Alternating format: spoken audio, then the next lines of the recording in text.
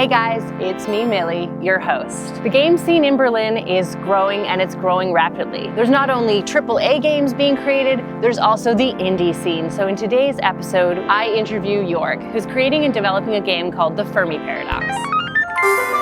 We are Anomaly Games. The name of our game is called the Fermi Paradox. How long have you been working on it for?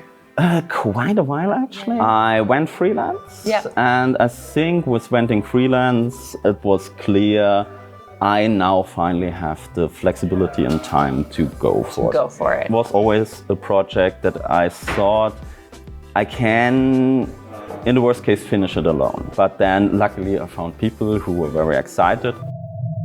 What if we finally reach life in other galaxies? So the whole game, it's more like a God game. You have an overview of the entire galaxy. We call the player at the moment the galactic gardener. I like it. We have already two civilizations, the humans and the prune. And your goal is that they make contact with each other. The human civilization is like us, like our civilization in our time. Okay. So they have digital technology. Harm potential is only 20%? That is actually quite high. That's high? Yeah, so we measure this in how many people would die if a global war would break out. So if there's like a global conflict on Earth, 20% of the population would die. So what kind of weapons do I have?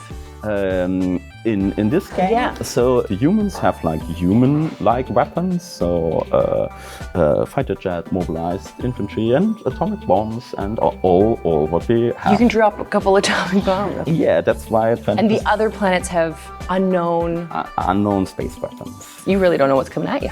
And they don't know. You as a player know, actually. So because you play all the different factions. You're the strategy. Yeah, right, because you're the gardener. Yeah, there's always like these events popping up. And these events are like big narrative, civilization-changing event is happening. So, my birthday. And the gardener kind of can decide in which direction this goes. The other civilizations that we have here are the prune. They're like genderless. Okay, yeah, cool. They're a bit more advanced. And they have less harm potential. They have less harm potential. They are already in 40% utopia, but there are also not many prune. And that can also They better get pruning. The opposite of pruning, but yeah. What's the biggest threat to society? In the game or now? So both.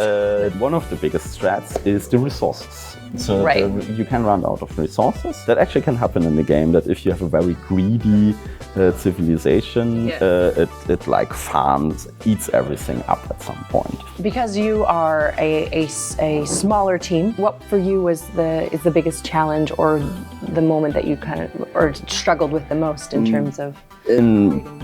For me personal, it was always the writing. It's a bit of an abstract game, and so it's a bit harder to communicate. So when can I play it? I try to put it as fast as possible online, but since we're still in talks with publishers, fundings, and so we have to find the right moment, probably around summerish, but I can't promise anything. Yeah, no problem. Yeah. See you later. You're great. Keep going. This is the part where it gets a bit. Yeah. Trying to. Not very good with these. Don't forget to like and subscribe. Come along on my journey as I explore the Berlin game scene. The good stuff doesn't end there. Find out more about KLANG Games and Seed via the webpage www.klang-games.com. And also, make sure to check out our awesome podcast, The Life Cycle, available on all good podcast platforms.